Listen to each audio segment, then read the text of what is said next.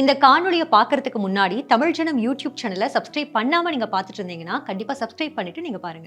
இந்து மக்கள் ஒற்றுமையுடன் கொண்டாடும் பண்டிகைகளில் ஒன்றான விநாயகர் சதுர்த்தி வரும் 27ஆம் தேதி கோலாகலமாக கொண்டாடப்பட உள்ளது. இல்லங்களில் தொடங்கி வீதிகள் வரை வைத்து வழிபடக்கூடிய விநாயகர் சிலைகள் தயாரிக்கும் பணிகள் தமிழகத்தின் பல்வேறு பகுதிகளில் தீவிரமடைந்துள்ளன.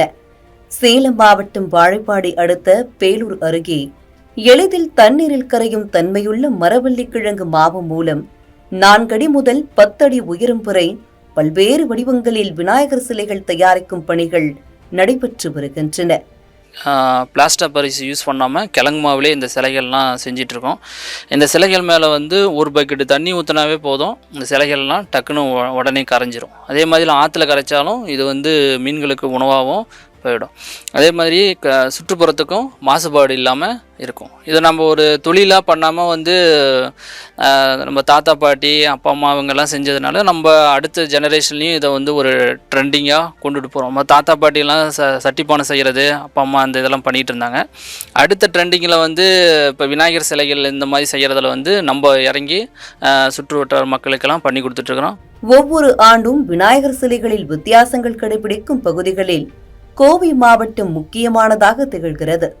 அந்த வகையில் நடப்பாண்டில் டிராகன் விநாயகர், பாகுபலி விநாயகர், 6 பேக் விநாயகர் என பல்வேறு வடிவங்களில் கோவையில் விநாயகர் சிலைகள் தயாரிக்கும் பணிகள் தீவிரமடைந்துள்ளன. சின்ன விநாயகரில் புதுசுன்னு பார்த்தீங்கன்னா பாலகணபதி பண்ணியிருக்கோம், அப்புறம் மாப்பிள கணபதி பண்ணியிருக்கோம். இது புது வரவாக இந்த தடவை பண்ணியிருக்கோம். அது போக பொது இடத்துல போய் கரைக்க முடியாதுங்கிறதுனால வீட்லேயே விதை விநாயகர்னு ஒன்று இன்ட்ரடியூஸ் பண்ணியிருக்கோம். அது 2 வருஷமாக பண்ணிகிட்ருக்கோம். அது நல்ல வரவேற்பு இருக்குது. அது என்னென்னா, நம்ம விநாயகர் சதுர்த்தி பூஜையை வச்சுட்டு 2 நாளில் கரைக்கிற மாதிரி இருந்தால் நம்ம தோட்டத்துலேயோ சின்ன ஒரு பவுல் மாதிரியோ வச்சு கரைச்சிட்டாலும் கீரை விதை போட்டிருக்கோம். ஸோ 2 டேஸில் உங்களுக்கு கீரை செடியே வந்துடும். ஸோ அந்த விநாயகர் கும்பிட்ட நல்லா இருக்குன்னு திருப்தியாக இருக்கும்.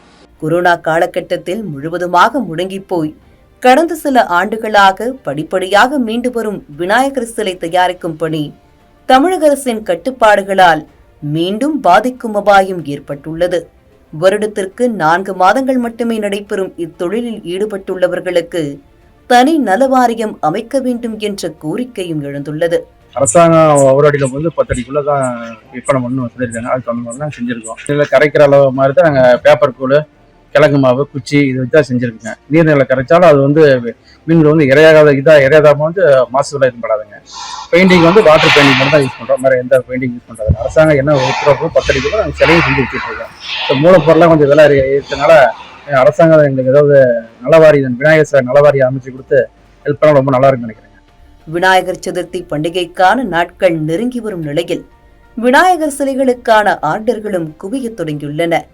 தமிழகம் முழுவதும் கோலாகலமாக கொண்டாடப்படும் இப்பண்டிகைக்கும் விநாயகர் சிலைகளை தயாரிப்பதற்கும் அரசு விதித்திருக்கும் தேவையற்ற கட்டுப்பாடுகளை தவிர்க்க வேண்டும் என்ற கோரிக்கை தமிழகம் முழுவதும் எழுந்துள்ளது. ஜனங்களின் குரல் கருத்து கணிப்பில் பங்கேற்க முடியாதவர்கள் QR கோட் அல்லது லிங்கை பயன்படுத்தி இணையம் வாயிலாகவும் கருத்து கணிப்பில் பங்கேற்கலாம். இன்றே உங்கள் கருத்தை பதிவு செய்யுங்கள்.